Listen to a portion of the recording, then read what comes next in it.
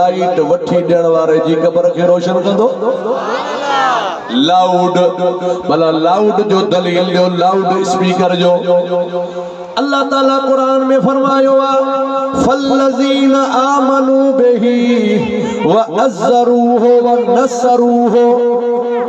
तो उहे शख्स जेके मुझे महबूब करीम ते ईमान भी आणन व अज़रूहु ऐं मुझे महबूब करीम जी ताज़ीम भी कल व नसरूहु मुझे महबूब करीम जी मदद भी कन। चओ सुभान अल्लाह। अदा असा नबी सही जी केड़ी मदद कंदासे। अल्लाह जो रसूल असा जी कब्र में मदद कंदो। अल्लाह जो रसूल असा जी क़यामत में मदद कंदो।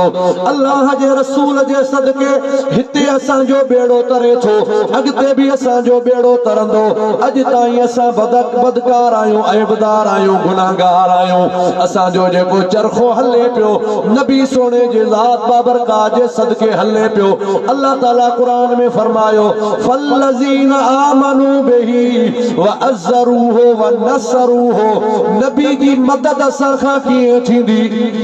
लाउड वठी मस्जिद में लगायो से बिना लाउड जे बांग ॾिनी से पंजन घरनि ताईं आवाज वेंदो, पर लाउड लगायो से 25 घरनि ताईं आज़ान जो आवाज वेंदो। आज़ान जो आवाज 40 घरनि ताईं वेंदो। आज़ान दीना दीन मुझे मोहम्मद करीम जो आ। उहे 40 घरनि जा माण्हू तुझी बांग मगरिब जी ॿुधी रोज़ो खोलींदा। 40 घरनि जा माण्हू बांग ॿुधी नमाज ते ईंदा। इहा नबी करीम सल्लल्लाहु अलैहि वसल्लम जे दीन जी मदद आ। जेकरे बगैर लाउड जे ॾिबी त 5 घरनि में आवाज वेंदो, लाउड सां ॾिबी त 50 घरनि में आवाज वेंदो। उन 50 घरनि ताईं जेको आवाज पुॼंदो इहा मुस्तफ़ा जे दीन जी मदद आ। लाउड उन मदद जो सबब बनबो, तंहिंजे करे लाउड वठी ॾियण में सवाब आ। हज़रत अबू बकर सिद्दीक़ कोन वठी ॾिनो, उमर फारूक कोन वठी ॾिनो, उस्मान गनी कोन वठी ॾिनो, हज़रत हैदर इकरार कोन वठी ॾिनो। बाबा उन ज़माने में हिन शइ जो वजूद, उन ज़माने में ही शइ पंहिंजे वजूद में कोन आयल ही। ऐं याद रखो तव्हां जो असां जो महबूब आखिर ज़मान नबी आ। ता क़यामत मुस्तफ़ा जी नबूवत कायम आहे दायम आहे। हाणे असां खां जेकॾहिं पुछनि था त तव्हां इहा ख़ैरात, इहो चालीहो, इहो टीजो, इहो क़ुरान मां साबित करे ॾियो। अचो तव्हांखे क़ुरान मां साबित करे ॾेखारियूं। अख्तर फ़कीर वारनि महबूब जो मीलाद कयो आहे, पंहिंजे बाबे जे रूह जे सवाब जे लाइ ख़ैरात कई आहे। 50,000 ख़र्चो आयो आहे, लख ख़र्चो आयो आहे, 1.25 लख ख़र्चो आयो आहे। पर अल्लाह ताला फरमाईंदो आहे फमन यअमल मिस्काल ज़र्रतिन खैरन यरहु। केर भी माण्हू हुजे वारीअ जे कणे जेतिरो खैर जो कम कंदो आहे, अल्लाह फरमाए थो मां रब उन जो ज़ाया कोन कंदो आहियां, उन जो सवाब हुनखे ॾींदो आहियां। जे वारीअ जे कणे जेतिरी खैरात ज़ाया कान थी थिए त हेतिरो इंतज़ाम रब ज़ाया कोन कंदो, कोन कंदो। अञा दिल खोले चओ सुभान अल्लाह। माइटनि जी इज़त कंदा कयो। मरी वञण खां पोइ माण्हू माउ पीउ जूं ख़ैरातां कंदा आहिनि। मरी वञण खां पोइ माण्हू माउ पीउ जे लाइ ख़ैर जा कम कंदा आहिनि। पर दुनिया में को माउ खां रुठो वेठो आहे, को पीउ खां रुठो वेठो आहे, को चाचे खां रुठो वेठो आहे, को भाउ खां रुठो वेठो आहे। याद रखो दुनिया में ये नफ़रतूं ख़त्म कयो, पोइ हिन ख़ैरातनि जो सवाब वधीक आहे। मुंहिंजे महबूब करीम सल्लल्लाहु अलैहि वसल्लम जी ज़ात बाबरकात फरमायो जीअं माउ पीउ जा पंहिंजे औलाद ते हक़ आहिनि, ईअं वरी औलाद जा बि पंहिंजे माउ ऐं पीउ ते हक़ आहिनि। माउ ऐं पीउ जा औलाद ते हक़ आहे। छा आहिनि बाबा? अञा ज़ोर में माउ ऐं पीउ जा कहिड़ा? पहिरियों हक़ हुननि जो माउ ऐं पीउ मंझां जेकॾहिं को हिकिड़ो औलाद जे हयाती में गुज़ारे वञे थो औलाद खे उन्हनि जी जनाज़े नमाज में शामिल थियणो आहे। केड़ो भी कम हुजे, केड़ी भी मसरूफियात हुजे, केड़ी भी ड्यूटी हुजे, किथे भी वेठो आ, मां जी जल गुजारे वैया उन कम खे छॾे दे अम्मड़ जे जनाज़े नमाज में शामिल थी, अम्मड़ जो गुले गांधी थी, पंहिंजी अम्मड़ जे जनाज़े सां गॾु हल। रब ॼाणींदो आ जे इंसान खे पंहिंजे जीजल मां जी दुआ थी वेंदी आ, ओ हिते भी आबाद आ, कब्र में भी आबाद आ, क़यामत में भी आबाद हूंदो। मुझे महबूब जी मां हदीस पढ़ी आ, चो सुभान अल्लाह। हजरत अबू ज़र ग़िफ़ारी मुझे हबीब जो असहाबी आ, पाण आयो उहे माण्हू जन जी अहल बैत किराम सां भी मोहब्बत आ, त हुजूर जे सहाबा सां भी मोहब्बत आ। असां चवंदा आहियूं त महबूब मिठे जे यारनि जी असां गोले लधी आ पाक गली। महबूब मिठे जे यारनि जी असां गोले लधी आ पाक गली। चश्मल ते रखी असां चुमंदा हूं अबू बकर उमर उस्मान अली। हजरत अली से जो नालो ॿुधी ठरो था या मरो था? अले हिकड़ा बरदा भी आहिनि जेके ठरो था, उहे हथ मथे करे तो सुभान अल्लाह। ओ अली अहल सुन्नत जो काबोवा, अली हसन हुसैन जो बाबोवा, अली पंजन गुलल मऊ हिक गुल आ, अली पंजन गुलल मऊ हिक गुल आ, अली बिना पीना है गली। मुझे महबूब करीम जे यारन सा मोहब्बत रख, मुझे महबूब जे सहाबा सा मोहब्बत रख। हुजूर सद कयो आ, अबू ज़र जी मुझा मोहम्मद करीम चो सुभान अल्लाह। अबू ज़र जी साईं अज हल ता हलऊं, केदा हलूं? मुझे महबूब करीम फरमायो मुझी दिल उदास थी पईया, हल हलो गरीबन जो दीदार करे अचो, गरीबन सा मिली अचो। सहाबा हिक भेरे निहारन था, जमींदार अबू हुरैरा भी कोने को, जमींदार अब्दुल्ला भी कोने को, जमींदार तलहा भी कोने को, जमींदार उमर भी कोने को, सहाबी मुझे महबूब जा सब मिस्कीन आहिनि। अबू ज़र बुधाए कोन थो, उठी रवानो थी वयो आ। अबू ज़र केॾा पिया वञो? अबू ज़र चवे थो सहाबियो अवी समझो कोन था, मुझो महबूब करीब चवे थो अबू ज़र गरीबन सां मिलण हलो, माना अच त कब्रिस्तान जी दीदार करे अचो। मुझो महबूब चवे थो अबू ज़र कब्रिस्तान वारा गरीब नको अंग ओढ़न कपड़ो, नको तलब रखन ताम, अल्लाह आण क़यामत पसा मो महबूब। पुटो वञे 12 महीना वञे त वञे, न वञे त न वञे। अले माउ जी कबर विखरी वई आ, अले पी जी कबर लताड़जी वई आ, अले मींहं में झुरी वई आ। उनी मां पी सियारा उनारा हिक करे पोरिया करे औलाद खे पालियो आ। अॼु उहा औलाद पोइते फेरो कान थी करे मुंहिंजा अदा न को शादी में उनखे कांड ॾियण वञे, न को मरणे में उनखे सॾु करण वञे, न को ख़ैरात जी दावत ॾियण वञे। वीचारा मुआ मंझि मुक़ाम सिकर सलामत जे लाइ मुंहिंजा अदा मुंहिंजे महबूब करीम जी ज़ात बाबरकात फरमाए अबू ज़र अच त गरीबन सां मिली अचो। चओ सुभान अल्लाह। नारे तकबीर, नारे तकबीर, नारे रिसालत, नारे तहकीक, नारे हैदरी, नारे पीर। अदा मुझे महबूब छा फरमायो? अबू ज़र अच त गरीबन सां मिली अचो। चओ सुभान अल्लाह। हज़रत अबू ज़र चवे तो मां अची वियो आहियां मुंहिंजे महबूब करीम सल्लल्लाहु अलैहि वसल्लम सां गॾु रवानो थियो आहियां। अचो अचो कब्रिस्तान जी ज़ियारत जे इनकार करण वारो अचो।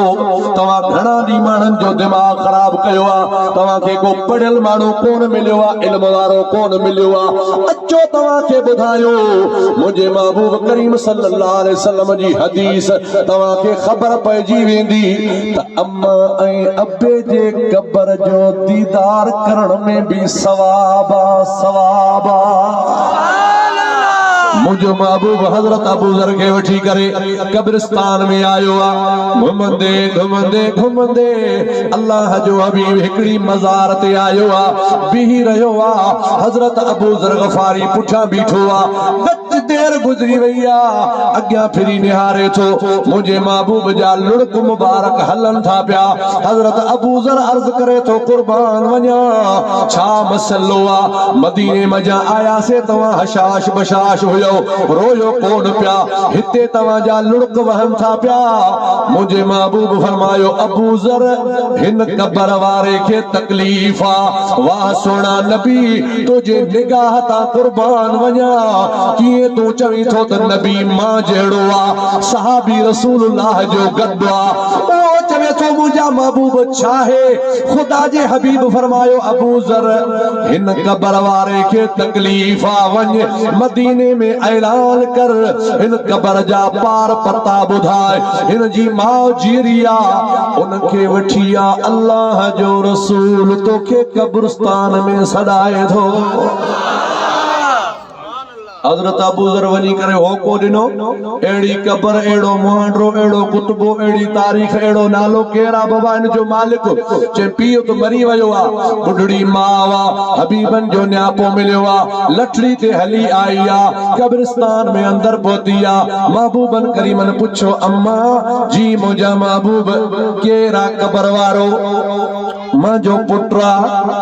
मुंहिंजे महबूब करीम फरमायो माफ़ करीस बख्शीस।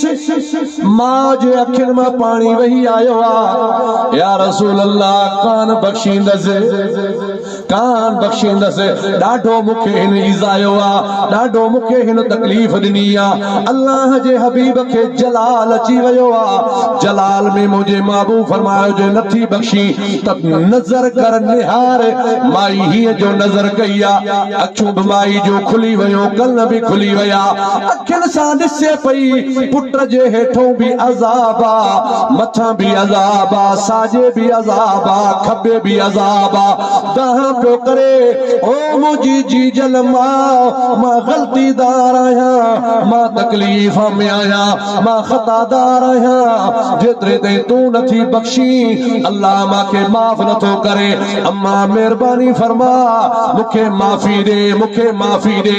मां जी दिल आ हबीबन करीमन के अर्ज़ थी करे कुर्बान वञा, तकलीफ़ मांखे ॾाढी ॾिनी हुई पर मां अम्मा हिन खे माफ़ कयो आ। हुज़ूर फरमायो हाणे निहार तुझे बच्चे जी कब्र ते अल्लाह रहमत जो मींहुं वसाए छॾियो आहे। मुझे महबूब फरमायो मां पी मां अगर को गुज़ारे वञे उन जे जनाज़े में शामिल थियो ऐं ॿियो हक़ उन जो कहिड़ो आहे, सारी ज़िंदगी जेतिरी बि ख़ुदा तव्हांखे ॼमार ॾिनी आहे बाबे जे लाइ बि दुआ घुरंदा रहो, अमड़ जी मग़फ़िरत जे लाइ बि दुआ घुरंदा रहो। ईसाल सवाब जो प्रोग्राम कराए हिते को ताड़ियूं वजन थियूं, हिते का डांस आ जो है बिदअत है नाजायज़ आ, अदा है आलम घुराए, आलमन जो तव्हांखे दीदार कराए, दुआयूं करायूं वयूं आहिनि त बाबा अल्लाह जी बारगाह में दुआ घुरो त रब ज़ुल जलाल उलमा जे सदके महबूब जे आशिकन जे सदके मरहूम जा दर्जात बुलंद फरमा। हुज़ूर फरमायो सॼी हयाती मां पीउ जे बख़्शिश जे लाइ दुआ घुरंदा रहो। टियों मुंहिंजे महबूब फरमायो मां पीउ जा वाइदा पाड़ियो, वाइदा ईअं न वाणे जा पैसा हुया, तेल वारे जा पैसा हुया, बिज वारे जा पैसा हुया, बैंक जा पैसा हुया, हाणे बाबो मरी वियो जान छुटी कंहिंखां वाणियो पैसा घुरंदो। जमीन विकियल हुई, बाबे पैसा वरता खातो कोन दिनो हुए, हाणे वरी उन्हनि खे भुट्टा ॾींदासीं।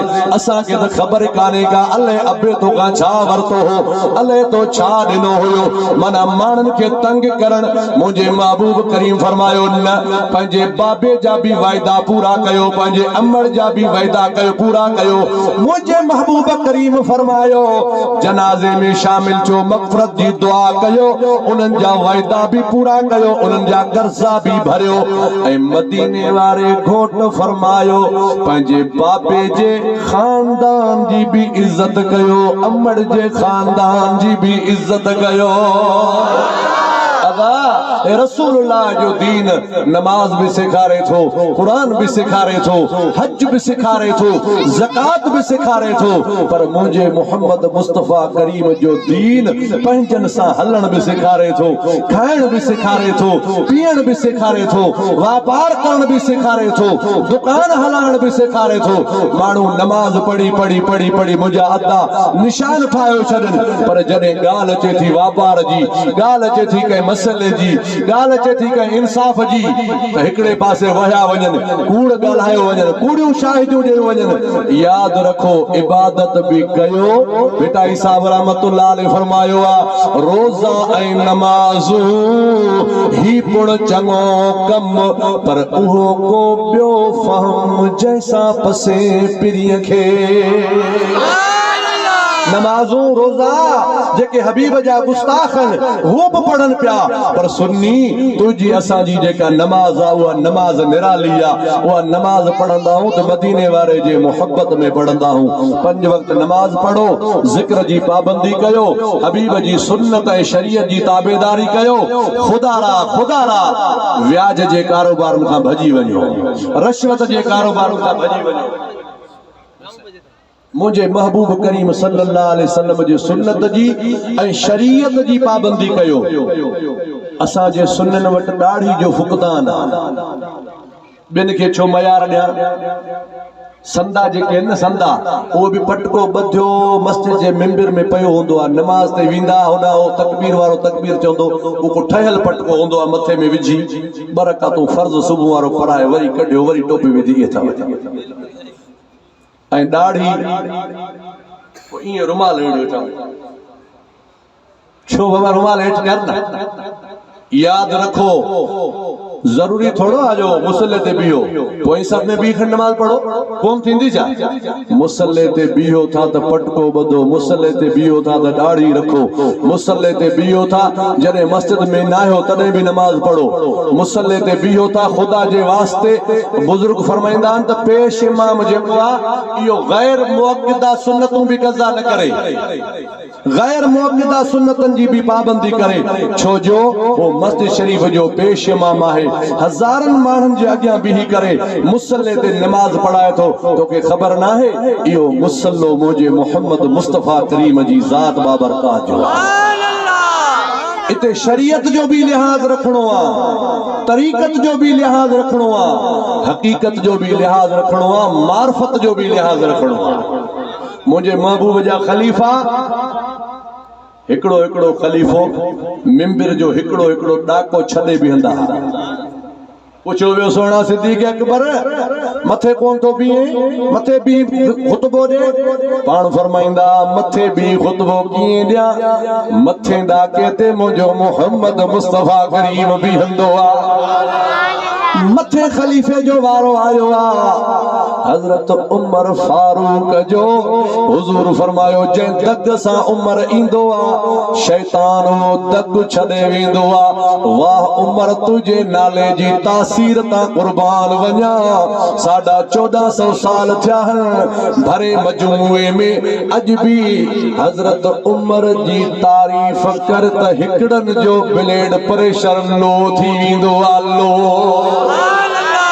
ऐं ॿियनि जा वरी चेहरा गुलाब जे गुल वांगुर टुड़ी वेंदा आहिनि। उन्हनि खे ख़बर आहे हज़रत उमर फारूक उहो जवान आहे जंहिंजे रूबरा कंहिं गुस्ताख खे ताक़त न हूंदी ही को बेअदबी वारो लफ़्ज़ ॻाल्हाए तलवार निकिरी ईंदी ही म्याण मझा। तूं केरु थींदो आहे जेको महबूब जी दरबार में हल्का लफ़्ज़ ॻाल्हाए। उमर खे तो कोन ॾिठो आहे। पर आशिकन जी दिल हबीब जे साहबा जो शान बुधी ठरी वेंदी आहे। हजरत उमर वरी बे डाके ते बीठो मथे कोन बीठो चे रसूलुल्लाह जो पहिरियों खलीफो हजरत अबू बकर सिद्दीक बीठो ते मां कीअं बिया सोनो उस्मान बिन नूरन वारो वाह उस्मान तुझे नाले ता कुर्बान वञा मुझे महबूब मुस्तफा करीम जी ज़ात बाबरकात पंजी हिकड़ी न्याणी परणाई आ उहा विसाल करे वई आ वरी मुझे महबूब करीम जी ज़ात बाबरकात पंजी बी न्याणी हजरत उस्मान गनी खे परणाई आ मुझे महबूब मदीने वारे घोट सा एतरी त मोहब्बत रखंदो आ जो जैशुल उसरत वारे मौके ते जेका कुर्बानी हजरत उस्मान गनी दिनी आ रसूलुल्लाह जी दिल ठरी पई आ सुभान अल्लाह। चार यार मुझे महबूब जा भाई यार मुझे महबूब जा सौरा भाई यार मुझे महबूब जा जा जैसे नबी करीम सल्लल्लाहु अलैहि वसल्लम के न्याणी हिकड़ी हुई बाबा केड़ी जैसे बीबी खातून जन्नत सबूत केड़ो आ जे सबूत इहो आ जो नालो उन्हीं जो असां ॿुधो आ मशहूर नालो उन जो आ साईं अब्दुल गफूर वारा ॿाहिरि घणा आहिनि साईं सोचे वे 6 ॿाहिरि आहिनि तव्हां चओ न असां ॿुधो अब्दुल गफूर आहे 5 वञीदासीं बाबा आहिनि 5 ॿिया हाणे तव्हां न ॿुधा त तव्हांखे छा कयूं मुझे महबूब करीम सल्लल्लाहु अलैहि वसल्लम जी ज़ात बाबरकात खे रब करीम जी ज़ात बाबरकात बीबी खदीजतुल कुबरा मा चओ सुभान अल्लाह उम्मुल मोमिनीन बीबी खदीजतुल कुबरा मुझे हबीब करीम सल्लल्लाहु अलैहि वसल्लम जी पहरी बीबी आ मक्के पाक में मुझे महबूब जी शादी थी आ 25 साल घोट मोहम्मद जी उम्र आ सुभान अल्लाह उन बीबी मझा अल्लाह जी ज़ात बाबरकात हजरत तैयब हजरत ताहिर हजरत कासिम मुझे महबूब के फर्जंद अता फरमाया उम्मुल मोमिनीन बीबी मारिया मझा मुझे महबूब के खुदा जी ज़ात बाबरकात हजरत इब्राहिम नाले साहिबजादो अता फरमायो जंहिंजी मज़ार शरीफ मदीने पाक जे कब्रिस्तान जन्नतुल बकिया जे पहिरें हिस्से में जाए ऐं बीबी खदीजतुल कुबरा मझा अल्लाह जी ज़ात पंहिंजे हबीब के न्याणियूं भी अता फरमायो न्याणियूं मुझे अदा मुझे हबीब करीम सल्लल्लाहु अलैहि वसल्लम जी सीरत के पढ़ सहाबा जी सीरत के पढ़ मोहब्बत सा पढ़ इश्क वारी अख सा पढ़ अदावत वारी ऐनक के लाहे मुझे महबूब जे सहाबा जो शान पढ़ंदे त सहाबा पाण में खीर खंड होया अहल बैत सहाबा पाण में खीर खंड होया महबूब करीम सल्लल्लाहु अलैहि वसल्लम जा आशिक पाण में खीर खंड होया अज भी रसूलुल्लाह जा गुलाम पाण में खीर ऐं खंडो आहिनि महबूब जे मीलाद में आया आहियूं हबीब जे बचड़नि जो ज़िक्र थियो दुआ फरमाइजो आलमन खां जेको वाइज़ ॿुधूं अल्लाह ताला जल जलालहू अमल करण जी तौफ़ीक़ अता फरमाए ऐं इहा बि दुआ कजो रब्बे ज़ुल जलाल मुंहिंजे महबूब करीम सल्लल्लाहु अलैहि वसल्लम जे सदके में मरहूम जमालुद्दीन जा दरजात बुलंद फरमाए उन जी क़ब्र खे कुशादो फरमाए साईं वारनि जा ॿिया मिट माइट अज़ीज़ करीम जेके भी हिन दुनिया जे जहान मां लॾे विया अल्लाह ताला सबनी जा दरजात बुलंद फरमाए मुझो बुधाइण अवां जो बुधण